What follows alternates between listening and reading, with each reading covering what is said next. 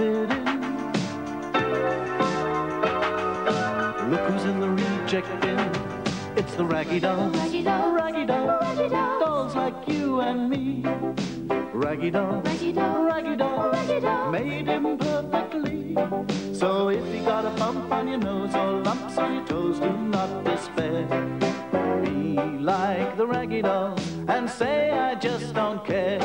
'Cause raggy dolls, raggy dolls, raggy dolls, raggy dolls are happy just to be raggy dolls, dolls like you and me. Huskudúkkurnar voru að dást að matjurtagarðinum hennar Lísu. Þar voru 2 tegundir af baunum, salat og kartöflur, allt tilbúið til átu. Mér finnast nýjar kartöflur svo góðar, sagði Pósi dreyminn á svip. Tökum þá nokkrar upp, sagði Lísa. Við skulum líka tína baunir og hafa heimarækta grænmeti með hádegismatnum. Hvílík afbragðshugmynd, sagði Lína. En hvað eigum við að hafa með baununum og kartöflunum? Eggjasalat? Pósi hristi höfuðið. Það engin egg til, sagði hann. Ég athugaði það í morgun. Ekkert mál, sagði Snúður. Við getum fengið okkur pilsur, Fía og alltaf nokkrar í fristinum. Góð hugmynd, sagði Lína. Huskudúkkurnar tóku til við að tína baunir og taka upp kartöflur. Þær ætluðu aðeins að taka nóg í matinn, en þetta var svo gaman að þær tóku upp allt of mikið. Æ, sagði prinsessa og horfði á fleiti fulla baunafötuna. Við getum aldrei borðað allt þetta. Fyrst þurfum við að flysja baunirnar, sagði Lísa. Ég veit að þetta virðist mikið, en líklega þetta hæfilegt. En það var allt of mikið af kartöflum. Ekkert mál, sagði Snúður. Við látum Fíu hafa afganginn. Hún svo utan við sig að hún heldur sig eflaust hafa keypt þær sjálf. Allir hlógu. Fía matráðskona var svo utan við sig að hún hafði meiri segja sett sykur í kjötbúðinginn og salt í eftirréttin. Þetta var yndislegur morgun. Huskudúkkurnar sátu út í sólinni og flysjuðu baunir. Fiðrildi flögruðu og býflugurnar suðuðu. Það var eins og ekkert gæti farið úrskeiðis. Þá renndi bíll í hlað. Þar var komin Elín, systir Jóns, og drengirnir hennar 2, Hans og Óli, trylltu tvíburarnir. Dyraskellir kváðu við og raddir. Huskudúkkurnar hlupu að verkfæraskúrnum og gægðust fyrir hornið. Farið nú að leika ykkur, sagði Elín, og gerið ekkert af ykkur. Ó nei, sagði Pósi. Hvað eru þau að vilja hér? Jón hugsaði það sama þar sem hann kom út úr húsinu sínu til að taka móti gestunum.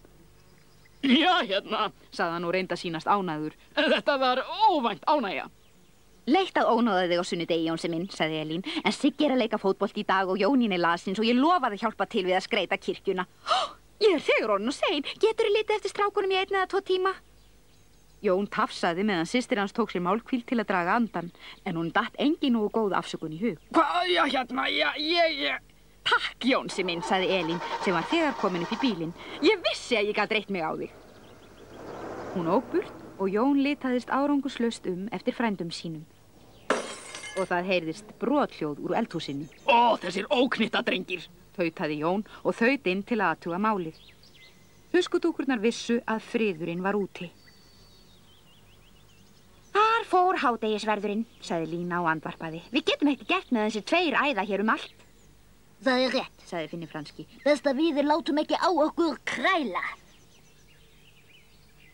Huskudúkkurnar voru sammála að ekkert væri hægt að gera nema fylgjast með óþekktaröngunum 2. Jón vildi ekki leyfa þeim að horfa á sjónvarpið. Þess utan vildi hann helst ekki hafa þá innandýra. Þeir voru allt of atorkusamir. Nei, ég á ekkert myndbandstæki og þar að auki ættuðu ekki að vera inni í svona góðu veðri. Fariði út og skoðuðu ykkur með eitthvað. Megum við fara að veiða? Spurði Hans. Já, megum við það? Spurði Óli. Nei, og haldið ykkur frá andapollinum. Ég vil ekki að þið dettið út í hann. Leikið ykkur bara út á stóra enginu. Það er ekkert að gera þar. Vældi Hans. Nei, grautfúlt, sagði Óli. Þið getið fengið sultukrukku, sagði Jón og andvarpaði. Já, reitt fyrir ykkur í smádýraveiðum. Þetta skildu tvíburarnir ekki. Þið veiðið bjöllur og alls konar smádýr, sagði Jón. Það gerði ég þegar ég var strákur. Til hvað sé sultukrukkan? Spurði Óli. Til að geyma dýrin, sagði Jón þreytulega. Fari nú og reynið að fræðast svo lítið náttúruna. Jón horfði á eftir þeim. Svei mér þá, hugsaði hann. Krakkar nú til dags hafa ekkert ímyndunarafl. Ég kenni sjónvarpinu það. Tuskudúkurnar létu lítið fyrir sér fara og fylgdust með veiðunum.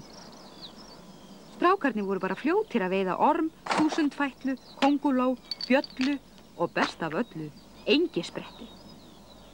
En þeir mistu fljótt áhugan og skildu krukkuna eftir í grasinu meðan þeir klifruðu upp í tré. Tuskudúkurnar vorkenndu skordýrunum. Það versta var að trylltu tvíburarnir höfðu skrúa lokið á en gleymt að gera loftgöt. Veslingskreið, Sagði Lísa. þau deyja ef við sleppum þeim ekki.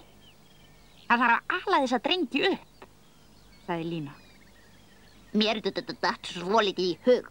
Stamaði Tónhaus. Ef Pósi til í það. Þú mátt reiða þig á mig. Sagði Pósi með hetjubrag. Hann þoldi ekki að vita lifandi verur þjást. Tónhaus útskýrði hugmynd sína og allir hlógu. Þetta gæti tekist. Sagði Lína. Vel til fundi. Trylltu tvíburarnir voru orðnir leiðir á að klifra í trjám og komið til að ná í krukkuna sína en þá var hún tóm. Þú gleymdir að setja lokið á. Sagði Hans. Ó nei. Andmælti Óli. Jú víst. Sagði Hans. Þegiðu sjálfur. Nei, hlustaðu. Sagði Óli. Þeir hættu að rífast þegar hávært suðið nálgaðist. Þeir litu og sér til mikla skelfingar sáu þeir risastóra býflugu í loftinu, bara örfáa metra í burtu. Þeir voru sem negldir niður af angist meðan risafluga nálgaðist á hægt og sígandi. Hreyfðu þig ekki, hvíslaði Óli. þær býta ekki að maður er kyrr. En hún er svo stór, kjökraði Hans. Hans og Óli, sagði risaflugan og nálgaðist æ meir. Hún kann að tala. Sagði Hans með andköfum. Hún veit hvað við heitum. Kjökraði Óli. þið eruð ákærðir fyrir að sýna smádýrum grimmd. Brumaði býflugan. Hvaða málsbætur hafið þið fram að færa? Ha, við gerðum ekkert. Sagði Hans. Við gerum ekki flugum ein, alveg satt. Sagði Óli. Þögn! Sagði risaflugan. Þið verðið að segja mér satt, annars sting ég ykkur með risabroddinum mínum. Gjörðu það ekki með okkur. Við ætluðum ekki að gera neitt hljótt. Nei, tók Óli undir. Við vorum bara að reyna að kynna okkur náttúruna. Við erum ekki sérlega góður í því. Það eruð þið ekki. Lofið þið að vera tillitsamar í framtíðinni. Tvíburarnir kinkuðu kolli. Farið þá! Sagði risavaxna býflugan. Drengirnir tveir hlupu burt en hratt og fætur tógðu. Þeir litu ekki öxl sem var eins gott fyrir tuskudúkurnar. Þær voru mjög þreyttar í handleggjónum. Tuskudúkurnar gerðu sig aftur sýnilegar og létu Pósa síga varlega til jarðar í býflugnabúningnum sínum. Þær voru búin að halda heillengi á honum. Úff, sagði Lína. það var ekki seinna vænna. Þetta tókst bara vel. Snúður hló. Jæja, þetta kendi þeim lexíu sem þeir gleym ekki bráð. Afsakið, sagði Pósi. ég er búin að fá nóg af því að vera fluga í pili. Tuskudúkurnar hjálpuðu honum úr búningnum. Þegar drengirnir komu hlaupandi var móðir þeirra komin á staðinn og var að rabba við Jón. Við sáum risastóra býflugu, sagði Hans. jafn stór og fótbolta. Bætti Óli við. Engar íkjur, sagði Jón og kímdi. þið áttuð að veiða smádýr. En þetta er satt. Mótmælti Hans. Og hún kunna tala. Bætti Óli við. Hún vissi hvað við hétum. Elín hló og horfði kankvís á bróður sinn. Í alvörunni, svei mér þá. Það er einmitt þetta sem er að krökkum nú á tímum. Allt og fjörugt ímyndunarafl. Ég vil kenna sjónvarpinu. Raggy dolls, dolls like you and me. Raggy dolls, made imperfectly. So if you're not at ease with your knobbly knees and your fingers are all thumbs, stand